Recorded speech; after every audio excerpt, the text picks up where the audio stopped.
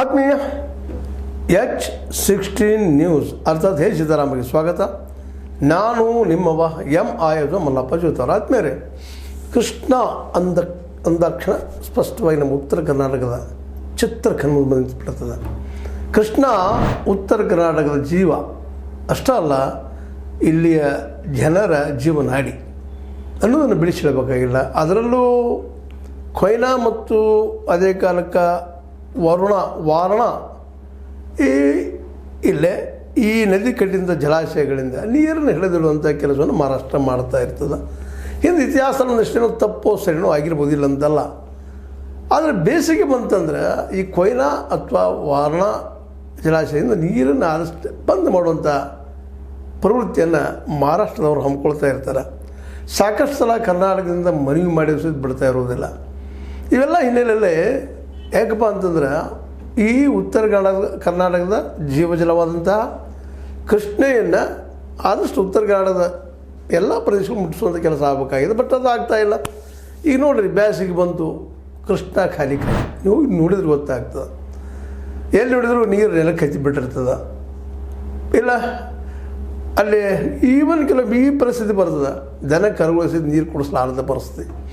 ಬೆಳಗಾವಿ ಆಗಿರ್ಬೋದು, ಬಾಗಲಕೋಟೆ ಆಗಿರ್ಬೋದು, ಅದರ ನಂತರ ಬಾಗಲಕೋಟೆಯ ನಂತರ ಯಾದಗಿರಿ ಆಗಿರ್ಬೋದು, ರಾಯಚೂರು ಆಗಿರ್ಬೋದು, ಇವೆಲ್ಲ ಜಿಲ್ಲೆಗಳಲ್ಲಿ ವಿಜಯಪುರ ಆಗಿರ್ಬೋದು, ಇವೆಲ್ಲ ಜಿಲ್ಲೆಗಳಿಗೆ ಇದು ನಿಜವಾಗಿಯೂ ದೊಡ್ಡ ಒಂದು ಆಶ್ರಯ ಆಗಬೇಕಾದಂಥದ್ದು. ಅದಕ್ಕಾಗಿ ನಮ್ಮಲ್ಲೇ ಡ್ಯಾಮ್ಗಳನ್ನು ಕಟ್ಟಿದ್ದಾರೆ.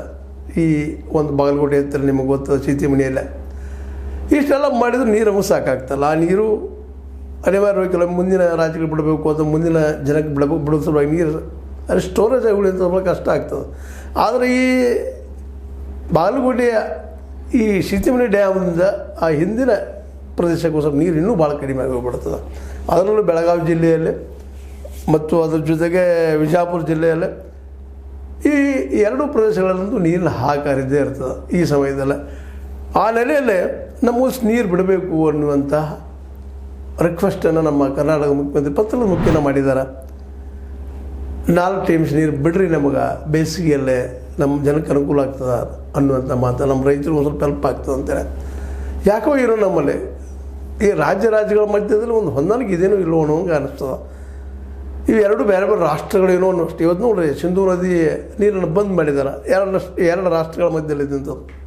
1962 ಆದಂಥ ಅಗ್ರಿಮೆಂಟ್ ಅದು ಸಿಂಧೂ ನದಿದು, ನೆಹರು ಅವ್ರ ಕಾಲದಲ್ಲ. ಅದು ಇವತ್ತು ಮುರಿದು ಬಿದ್ದದು. ಅದು ಪಾಕಿಸ್ತಾನದ ಒಂದು ಉದ್ದಡತನದಿಂದ ಅಂತ ಹೇಳಬೇಕಾಗ್ತದೆ. ಕಾಶ್ಮೀರ ಬೇಕಾಗಿದ್ದರೆ ಅವರಿಗೆ ಮಾತುಕತೆ ಮೂಲಕ ಬಗೆಹರಿಸಬೇಕು. ಅದನ್ನು ಅವರು ಪ್ರಯತ್ನ ಮಾಡಬೇಕು, ನಾವು ಪ್ರಯತ್ನ ಮಾಡಬೇಕು. ಅದೆಲ್ಲ ಬಿಟ್ಕೊಂಡು ಭಯೋತ್ಪಾದಕ ಕೃತ್ಯಗಳು ಮಾಡೋದ್ರಿಂದ ಯಾರು ಜೀವೋದು ಅಂದ್ರೆ ಅಲ್ರಿ, ಭಯೋತ್ಪಾದಕರಾದರೂ ಉಳಿತಾರೇನಲ್ಲೇ, ಅವರು ಸಾಯ್ತಾರೆ, ನಮ್ಮ ಮಂದಿನೂ ಸಾಯ್ತಾರೆ. ಇವು ಮಾಡೋಗಿದ್ದು ಮಾತಾಡಿಕೊಂಡು ಎರಡೂ ಹೊಂದಾಣಿಕೆ ಮಾಡಿಕೊಂಡು ನಮ್ಮ ಅಭಿವೃದ್ಧಿ ಮಾಡ್ಕೊಳ್ಳೋಕ್ಕೆ ಸಾಧ್ಯ ಇದೆ ಅನ್ನುವಂಥ ಜ್ಞಾನ ಎರಡೂ ದೇಶಗಳಿಗೆ ಬರಬೇಕಾಗಿದ್ದು, ಅದರಲ್ಲೂ ಪಾಕಿಸ್ತಾನಕ್ಕೆ ಮುಖ್ಯವಾಗಿ. ನಾವು ಮತ್ತೆ ಇವತ್ತು ಹೇಳ್ತೀವಿ ಕಾಶ್ಮೀರ ಬಿಟ್ಟು ಕೊಡೋದಿಲ್ಲ ಅಂತೇಳಿ ಸಹಜದ. ಯಾಕಪ್ಪ ಅಂದ್ರೆ ಮೂಲತಃ ಕಾಶ್ಮೀರ ನಮ್ಮಲ್ಲಿದ್ದಂಥದ್ದು ಕಾಲಾಂತರದಿಂದ ದಾಳಿ ಆಗಿ ಅದು ಇದು ಆಗಿ ಬಂದು ಇವತ್ತು ಹಂತಕ್ಕೆ ಬಂದು ಇವತ್ತು ಅದು ಬೇಕು ನಮಗದು ಪಾಕಿಸ್ತಾನಕ್ಕೆ ಕೇಳೋದು. ಅದಕ್ಕಾಗಿ ಯುದ್ಧ ಮಾಡಿದಿರಿ, ಸೋತ್ರಿ, ಅದೆಲ್ಲ ಬಿಟ್ಟು ಈಗ ಭಯೋತ್ಪಾದನೆ ಬೆನ್ನತ್ತಿದ್ರಿ. ಎಲ್ಲಿ ಜನಕ್ಕೆ ನಿಮಗೂ ನಮಗೂ ನೆಮ್ಮದಿ. ಇವತ್ತು ಅನಿವಾರ್ಯವಾಗಿ ಯುದ್ಧದಂಥ ಘೋಷಣೆನ ಮೋದಿಯವ್ರು ಮಾಡೋದು ಪ್ರಸಂಗ ಬಂದ. ಯುದ್ಧ ಆದರೂ ಆಗ್ಬೋದು, ಹೇಳಕ್ಕೆ ಸಾಧ್ಯ ಇಲ್ಲ. ಅಂಥ ಪ್ರಸಂಗ ನಮ್ಮ ನಡಕ್ಕೆ ನಡೆದವರಪ್ಪ ಅಂತ ಮಹಾರಾಷ್ಟ್ರ ಮತ್ತು ಕರ್ನಾಟಕ ಮಧ್ಯೆ ನಡೀತಾ ಇದ್ದಾವೆ. ಅನ್ನೋದು ಮಹಾರಾಷ್ಟ್ರದಲ್ಲಿ ಕೊಯ್ನಾದ ನೀರು ಇರ್ತದೆ, ತಮಗೆ ಇಟ್ಕೊಂಡು ಒಂದಿಷ್ಟು ಬಿಟ್ಟರೆ ಇಲ್ಲಿ ಜನರು ಬದುಕ್ತಾರೆ. ಇದು ಸಲ ನಮ್ಮ ಮುಖ್ಯಮಂತ್ರಿಗಳು ಅಲ್ಲಿ ಮುಖ್ಯಮಂತ್ರಿಗಳು ಕೂತು ಯಾಕೆ ಮಾತಾಡಬಾರ್ದು, ಇದರ ಮಧ್ಯಸ್ಥಿಕೆ ವಹಿಸಿ ಪ್ರಧಾನಿಯವರು ಯಾಕೆ ಬಗೆಹರಿಸಬಾರ್ದು ಅಂತ. ಪ್ರತಿ ವರ್ಷ ಇದ್ದಿದ್ದೇನೆ ನೀರು ತೀರ್ತು, ನೀರು ಬಂದಾಯ್ತು, ಸ್ಟಾರ್ಟ್.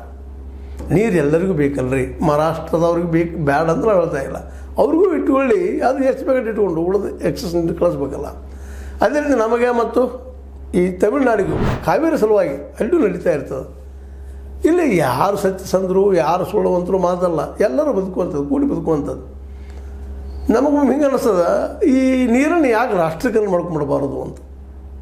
ಯಾಕಂದ್ರೆ ರಾಷ್ಟ್ರ ಜವಾಬ್ದಾರಿ ತಗೊಂಡು ಯಾರಿಗೆ ಎಷ್ಟು ನೀರು ಬೇಕು ಬಿಟ್ಟಿಲ್ಲ ಹೋದ್ರೆ ಭಾಳ ಒಳ್ಳೇದಲ್ಲೇನೋ ಅಂತ ವಿಮಾನ ಅನಿಸೋದು. ರಾಜ್ಯಗಳಿಗೆ ಕೊಟ್ಟಿದ್ದಕ್ಕಾಗಿ ಹೌದ್ರಿ ಎಲ್ಲರಿಗೂ ಬೇಕದು. ರಾಷ್ಟ್ರಕ್ಕೆ ತಿಳಿಸಿದ್ರೆ ರಾಷ್ಟ್ರ ಕನ್ವಿನ್ಸ್ ಆಗ್ಬೋದೇನೋ. ಇಲ್ಲಿ ಎರಡು ರಾಜ್ಯಗಳು ಕನ್ವಿನ್ಸ್ ಆಗೋದು ಭಾಳ ಕಷ್ಟ ಆಗ್ಲಿಕ್ಕತ್ತದ ರೀ. ಇದು ಯಾಕೆ ರಾಷ್ಟ್ರೀಕರಣ ಮಾಡ್ಕೋಬಾರ್ದು? ಇದು ನದಿ ಪ್ರತಿಯೊಬ್ಬರಿಗೂ ನೀರು ಎಲ್ಲರಿಗೂ ಬೇಕದು. ನೀರು ಎಕ್ಸಸ್ ಇಟ್ಕೊಂಡು ಕೂತ್ ಬಿಡೋದು, ನಾಳೆ ಮಳೆ ಆಗಲಿಕ್ಕೆ ಹೆಂಗೆ ಇಟ್ಕೊಂಡು ಕೂತ್ ಬಿಡೋದು. ಮಳೆ ಆದ ತಕ್ಷಣ ಅತಿ ನೀರನ್ನು ಬಿಟ್ಟುಬಿಡೋದು. ಈಗ ನೋಡಿರಿ ಕೊಯ್ಲಾದ ನೀರು ಹೆಚ್ಚಾಯ್ತು, ಈಗ ಹಚ್ಚಿ ಬಿಟ್ಟು ಬಿಡ್ತಾರೆ ಮಳೆಗಾಲದಲ್ಲಿ. ಬಾರ್ಡರ್ನಲ್ಲಿದ್ದಂಥ ನದಿಯ ದಂಡೆಯಲ್ಲಿದ್ದಂಥ ಊರಿಗೆ ಎಲ್ಲ ಹಾನಿ ಹಾನಿ ಹಾನಿ, ಬೇಸಿಗೆ ಹಿಂಗೆ ಹಾನಿ, ಮಳೆಗಾಲಕ್ಕೆ ಹಂಗೆ ಹಾನಿ. ಪ್ರತಿಯೊಂದು ರಾಜ್ಯದ ಇದೇ ಮಳೆ ಆಗ್ಯದ, ಉತ್ತರದಲ್ಲಿ ಇದೇ ಪರಿಸ್ಥಿತಿ ಅದ. ಇದು ಒಂದೇ ನಮ್ಮ ಕೃಷ್ಣಾದ ಒಂದಂತಲ್ಲ, ಕೃಷ್ಣಾದಕ್ಕೆ ಅದ ಕಾವೇರಿ ಉತ್ತರ ಭಾರತದಲ್ಲೂ ಸಹಿತ ಅಲ್ಲೂ ಅನೇಕ ನದಿಗಳು, ಸತ್ಲಜ್ ಇರಲಿ, ರಾವಿ ಇರಲಿ, ಮಧ್ಯಾಹ್ನ ನದಿ ಇರಲಿ, ಎಲ್ಲದ್ರ ಜಾಗಗಳಿದ್ದಾವೆ. ಪ್ರತಿಯೊಂದು ರಾಜ್ಯಕ್ಕೆ ದೆಹಲಿ ಮತ್ತು ಹರಿಯಾಣ ನಡಕದ, ಹರಿಯಾಣದ ಹಿಂದಿದ್ದಂಥ ಪಂಜಾಬ್ ಮತ್ತು ಹರಿಯಾಣ ನಡಕ ತಿಕ್ಕಾಟಗಳಿದ್ದಾವೆ, ಎಲ್ಲ ಕಡೆ ಇದ್ದಾವೆ. ಎಲ್ಲ ಬಾಕ್ರಣಂಗಲಾಗಲಿ ಯಾರೋ ಆಗಲಿ ನೀರು ಬಿಡುವಾಗಿಲ್ಲ, ಬಿಟ್ಟು ಕೂತ್ ಬಿಡೋದು. ಅದಕ್ಕಿಂತಲೂ ಇದು ರಾಷ್ಟ್ರೀಕರಣ ಮಾಡಿದ್ರೆ ಯೋಗ್ಯ ಅಲ್ಲೇನು ಅಂತ. ಇಲ್ಲ ಮಾತುಕತೆ ಮೂಲಕ ಆದರೂ ಬಗೆಹರಿಸ್ಬೇಕಲ್ಲ. ನೀರಿನ ಸತ್ಯಾಸತ್ಯ ತಿಳ್ಕೊಂಡು ಎಷ್ಟು ಬೇಕಪ್ಪ ನಮಗೆ ನೀರು ಅಂತ ತಿಳ್ಕೊಂಡು ತೊಂದರೆ ಆಗೋದ್ರೆ ಎಲ್ಲರಿಗೂ ಆಗಲಿ, ಭಾರತೀಯರೆಲ್ಲ ಒಂದಲ್ಲೇನ್ರಿ. ಈ ನೆಲೆಯಲ್ಲಿ ನಾವು ಚಿಂತನೆ ಯಾವಾಗ ಮಾಡೋದು ಅಂತ. ಯಾಕಂತಂದ್ರೆ ಇದು ನಾವು ಎರಡು ರಾಷ್ಟ್ರಗಳ ಮಧ್ಯೆ ಇದ್ದಂಥ ಸಮಸ್ಯೆಪ್ಪ ಅಂತ. ಇವಾಗ ರಾಷ್ಟ್ರಗಳ ಮಧ್ಯೆ ಸಹ ಸಮಸ್ಯೆ ಬಗೆಹರಿಸ್ಕೊಳ್ತೀವಿ ನಾವು. ಈ ರಾಜ್ಯಗಳ ಬಗ್ಗೆ ಬಂದಿದ್ದ ಪ್ರಶ್ನೆ ಈಗ ನೋಡಿ, ಗೋವಾ ಮತ್ತು ಕರ್ನಾಟಕ ಮಧ್ಯದಲ್ಲಿ ಈ ನದಿ ಸಲುವಾಗಿ ನಿಮಗೆ ಗೊತ್ತಾ? ಅಂದ್ರೆ ಮಹದಾಯಿ ಸಲುವಾಗಿ ಎಷ್ಟು ತಿಕ್ಕಾಟ ನಡೀತದೆ ನಮ್ಮಲ್ಲಿ. ಇವೆಲ್ಲನೂ ಗಮನಿಸಿದಾಗ ನದಿಗಳ ಕುರಿತಾಗಿ ಯಾಕಪ್ಪ ರಾಷ್ಟ್ರೀಕರಣದ ಒಂದು ನೀತಿ ಯಾಕೆ ಮಾಡಬಾರ್ದು? ಎಲ್ಲರಿಗೂ ಸಮಾನವಾಗಿ ನೀರು ಹಂಚುವಂಥ ಕೆಲಸ ಇದು ಸಾಧ್ಯ ಇಲ್ವಾ ನಮ್ಗೆ? ಅಲ್ಲಿ ಪರಿಸ್ಥಿತಿ, ಅಲ್ಲಿ ಎಷ್ಟು ನೀರು ಸ್ಟೋರೇಜ್ ಆಗ್ತದೆ ಎಂತೂ ಲೆಕ್ಕಕ್ಕೆ ಆಗುತ್ತೆ. ಇಂಜಿನಿಯರ್ಸ್ ಅದಕ್ಕಾಗಿದ್ದಾರೆ. ಯಾರಿಗೂ ಇದರಿಂದ ಅನ್ಯಾಯ ಆಗಬಾರ್ದು. ಒಮ್ಮೆ ಎಲ್ಲರಿಗೂ ಅನ್ಯಾಯ ಅಂದರೆ ಎಲ್ಲರಿಗೂ ಆಗಲಿ, ಎಲ್ಲರಿಗೂ ನೀರು ಇದ್ದಂಗೆ ಆಗಲಿ. ಮಹಾರಾಷ್ಟ್ರದವ್ರು ನಮ್ಮಲ್ಲಿದ್ದ ಡ್ಯಾಮ್ ನಮ್ಗೆ ಹೆಚ್ಚು ಅನ್ನೋದು ದುಡ್ಡು ಯಾರ್ದ್ರಿ? ಮಹಾರಾಷ್ಟ್ರದಲ್ಲಿ ಡ್ಯಾಮ್ ಕಟ್ಟಲಿ, ನಮ್ಮ ಕರ್ನಾಟಕದಲ್ಲಿ ಕಟ್ಟಲಿ, ಆಂಧ್ರದಲ್ಲಿ ಕಟ್ಟಲಿ, ಮತ್ತೊಂದು ಕಟ್ಟಲಿ. ಮತ್ತು ನಮಗೂ ಆಂಧ್ರಕ್ಕೂ ತಿಕ್ಕಾಟೈತಿ, ನಮಗೂ ತೆಲಂಗಾಣಕ್ಕೂ ತಿಕ್ಕಾಟೈತಿ ಕೃಷ್ಣಾ ನದಿ ಸಲುವಾಗಿ. ನಾವು ಈ ಸಂದರ್ಭದಲ್ಲಿ ಮಾತಾಡುವಂಥದ್ದು ಏನಪ್ಪ, ನಮ್ಮ ಚಂದ್ರಿಗೆ ಅವರು, ಅಶೋಕ್ ಚಂದ್ರಿಗೆ ಅವರು ಅಂತ ಹೇಳಿದ್ದಾರೆ ನಮ್ಮ ಪ್ರಾಧಿಕಾರದವರು. ವಿಶೇಷವಾಗಿ ಅವರು ಏನಪ್ಪ ಅಂತಂದ್ರೆ ಡಿ ಕೆ ಶಿವಕುಮಾರ್ ಅವರಿಗೆ, ಇನ್ನುಳಿದವರಿಗೆ ಮನವಿ ಮಾಡ್ಕೊಂಡಿದ್ದಾರೆ. ಅದೇ ಕಾಲಕ್ಕೆ ನಮ್ಮೆಲ್ಲ ಇಲ್ಲಿಯ ಶಾಸಕರು, ಉತ್ತರ ಕರ್ನಾಟಕದ ಮಿನಿಸ್ಟರ್ಸು, ಸತೀಶ್ ಅವರಾಗಿರ್ಬೋದು, ರಮೇಶ್ ಜಾರಕಿಹೊಳಿ ಅವರಾಗಿರ್ಬೋದು, ನಮ್ಮ ಸಿದ್ದರಾಮಯ್ಯವರಾಗಿರ್ಬೋದು, ಎಲ್ಲರಿಗೂ ಹೋಗಿ ರಿಕ್ವೆಸ್ಟ್ ಮಾಡಿರಿ. ಸಕಲ ಪಾರ್ಟಿಗಳು, ಎಲ್ಲ ಪಾರ್ಟಿಗಳು, BJP ಮತ್ತು ಅದೇ ಕಾಲಕ್ಕೆ ನಮ್ಮ ಕಾಂಗ್ರೆಸ್ಸು ಜೊತೆಗೆ ನಮ್ಮ JDS ಎಲ್ಲರಿಗೂ ಹೋಗಿ ಮನವಿ ಮಾಡೋಣ, ಡಿಸ್ಕಷನ್ ಮಾಡೋಣ, ಮಾಡಿರಿ ಅಂತ ಕೇಳ್ತದೆ ಚಂದ್ರಿಗೆ ಅವರು. ಇದನ್ನು ಮಾಡಿದ್ರೆ ಅವ್ರು ನೀರು ಬಿಡ್ತಾರಾ ಅನ್ನೋದೊಂದು ಪ್ರಶ್ನೆ ಅದು. ಇರಲಿ, ಮನವಿ ಅದ್ರ ಮಾಡಲಿಲ್ಲ ಅನ್ನುವಂಥದ್ದು ಅದು ಸರಿ. ಆದರೆ ಇವಕ್ಕೆಲ್ಲ ಒಂದು ಪರಿಹಾರ ಏನು, ಶಾಶ್ವತ ಪರಿಹಾರ ಏನು? ಪ್ರತಿ ವರ್ಷ ಇದ್ದಿದ್ದೇನೆ ರೀ, ಮಳೆಗಾಲ ಬಂತು ಪ್ರವಾಹ ಬರ್ತೈತಿ, ಅದಕ್ಕೆ ಗಾಬರಿ ಆಗೋದು ಮಂದಿಲ್ಲ. ಕೃಷ್ಣಾ ನದಿ ಅಂತಿ ದೊಡ್ಡ ಹಾವಳಿ ರೀ, ಹಳ್ಳಿಗಳೊಳಗೆ ಮುಸುಳಿಗೆ ಬಂದುಬಿಡ್ತಾರೆ, ಬರ್ರ ಅಲ್ಲಿ ಪಾಪ ಬದುಕೋದು ಭಾಳ ಕಷ್ಟ. ರೈತರು ಅದೆಲ್ಲ ನೀರು ಆ ನಮಗೆ ಹರ್ಕೊಂಡು ಹೋಗಿ ಬರ್ತದೆ. ಬೆಳಗಾವಿಯಲ್ಲಿರ್ಬೋದು, ಬೆಳಗಾವಿ ಜಿಲ್ಲೆಯಲ್ಲಿರ್ಬೋದು, ಮುಂದೆ ಬಿಜಾಪುರ ಜಿಲ್ಲೆ, ಅದರ ನಂತರ ಏನಪ್ಪ ಬಾಗಲಕೋಟೆ, ಹಾಗೆ ಯಾದಗಿರಿ, ಎಲ್ಲ ಕಡೆಯೂ ಸುರುಣ ಆಗ್ತಾರೆ ಹಾವಳಿ. ಅದಕ್ಕಾಗಿ ಒಂದು ನೀತಿ ಮಾಡಿ ಯಾವ ಸಮಯದಲ್ಲಿ ಎಷ್ಟು ನೀರು ಬಿಡಬೇಕು ಎಂತೂ ಏನು ಮಾಡಿದರೆ ಒಳ್ಳೆಯದಾರೆ. ನಾವು ನದಿಗಳನ್ನು ರಾಷ್ಟ್ರೀಕರಣ ಯಾಕೆ ಮಾಡಬಾರ್ದು? ಅದು ರಾಷ್ಟ್ರದ ಕೈಯಲ್ಲಿ ಹಕ್ಕಿರಲಿ, ಅದ್ರಲ್ಲಿ ಯಾರು ಹಸ್ತಕ್ಷೇಪ ಇಲ್ಲ.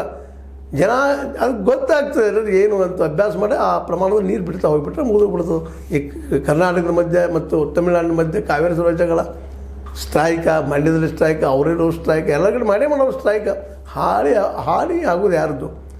ಎಲ್ಲರೂ ಉಳಿಬೇಕಿಲ್ಲ, ಸರ್ವರು ಉಳಿಬೇಕು. ಆ ನೆಲೆಯಲ್ಲಿ ಮಾಡಿದ್ರು ಉತ್ತಮ. ಈ ಭಾಷಾವಾರ ಪ್ರಾಂತ ರಚನೆ ಮಾಡಿದ ಮತ್ತು ನಮ್ಮದು ಅಸ್ಮಿತೆ ಸಲ ನಾವು ಪಡಾಡ್ತೀವಿ ಇಲ್ಲ ಅಂತಲ್ಲ.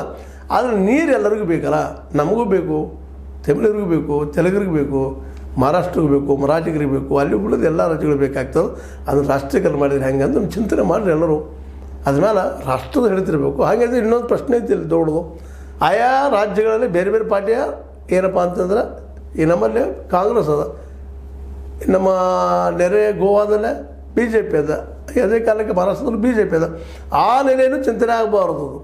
ನೀರು ಎಷ್ಟದ ಎಷ್ಟು ಬಿಡಬೇಕು ಪ್ರಮಾಣಬದ್ಧ ಮಾಡಿ, ಮಳೆ ಆದಾಗ ಎಷ್ಟು ಬಿಡಬೇಕು, ಮಳೆ ಆದಾಗ ಎಷ್ಟು ಮಾಡಬೇಕು, ನೀರು ಎಷ್ಟು ಪ್ರಮಾಣದಲ್ಲಿ ಹಂಚಬೇಕು ಅದನ್ನು ಆಯಾ ರಾಜ್ಯಗಳು ಡಿಸೈಡ್ ಮಾಡಿ ರಾಷ್ಟ್ರೀಕರಣ ಮಾಡಿರಿ. ಹೆಂಗೆ ಈಗ ಆಯೋಗ ಮಾಡಿದ್ದೀರಿ, ಏನೋ ಅದಕ್ಕೆ ನೀರು ಬಿಡೋದು ಶುರುವಾಗಿ ಜನ ಅಲ್ಲೂ ತಿಕ್ಕೊಂಡಿರ್ತಾವ್ರಿ, ಅಲ್ಲಿಯೂ ಜಗಳ, ವಾದ ವಿವಾದಗಳು ಇದ್ದೇ ಇರ್ತಾವೆ.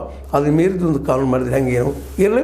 ಮುಂಬೈಗೆ ಸರ್ವ ಪಕ್ಷಗಳು ನೀವು ಹೋಗ್ಬೇಕು ಅಂತೇಳಿ ನಮ್ಮ ಅಶೋಕ್ ಚಂದ್ರಿಗೆ ಅವ್ರು ಕೇಳ್ಕೊಳ್ತಾ ಇದ್ದಾರೆ. ಕರ್ನಾಟಕ ಗಡಿ ಪ್ರದೇಶ ಅಭಿವೃದ್ಧಿ ಪ್ರಾಧಿಕಾರದ ಸದಸ್ಯ ಚಂದ್ರಿಗೆ ಅವರಿಗೆ ಇದೊಂದು ಕಾಳಜಿ ಪ್ರತಿ ವರ್ಷಗಳು ಮಾಡ್ತಾ ಇರ್ತಾರೆ. ಅದೇ ಕಾರಣ ನಾವಾದರೂ ಇಲ್ಲಿಯ ಉತ್ತರ ಕರ್ನಾಟಕದ ಮಿನಿಸ್ಟರ್ಸ್ ಆದರೂ, ಅದರಲ್ಲೂ ಸತೀಶ್ ಅವರು ಇವತ್ತು ಉಸ್ತುವಾರಿ ಸಚಿವರಾಗಿದ್ದರಿಂದ ಅವರು ಮುತುವರ್ಜಿ ವಹಿಸೆ, ಅದ್ರ ಜೊತೆಗೆ BJP ಶಾಸಕರು ಸಹಿತ ಮುತುವರ್ಜಿ ವಹಿಸೆ ಏನು ಸಮಸ್ಯೆ ಸಾಲ್ವ್ ಮಾಡಬೇಕಾಗಿದ್ದು ಅವ್ರ ಕರ್ತವ್ಯನೂ ಹೌದು, ಕನ್ವಿನ್ಸ್ ಮಾಡೋಕ್ಕೆ ಪ್ರಯತ್ನ ಮಾಡೋದು. ಅದೇ ಕಾರಣ ಮಹಾರಾಷ್ಟ್ರದವರಾದರೂ ಸಹಿತ ಇದಕ್ಕೆ ಸ್ಪಂದಿಸಬೇಕು ಅಂತ ಈ ಸಂದರ್ಭದಲ್ಲಿ ಹೇಳ್ತಾ, ಇದು ನಿಮಗೆ ಲೈಕ್ ಆಗಿರ್ಬೋದು. ಲೈಕ್ ಮಾಡಿ, ಶೇರ್ ಮಾಡಿ, ಕಾಮೆಂಟ್ ಮಾಡಿರಿ. ಅದೇ ಕಾಲಕ್ಕೆ ಸಬ್ಸ್ಕ್ರೈಬ್ ಮಾಡಲಿಕ್ಕೆ ಹೋಗ್ಬೇಡ್ರಿ. H16 ನ್ಯೂಸ್ ಅರ್ಥಾತ್ ಸಿದ್ದರಾಮಯ್ಯದು ಸತ್ಯದ ಕೈಗನ್ನಡಿ. ವಂದನೆಗಳು.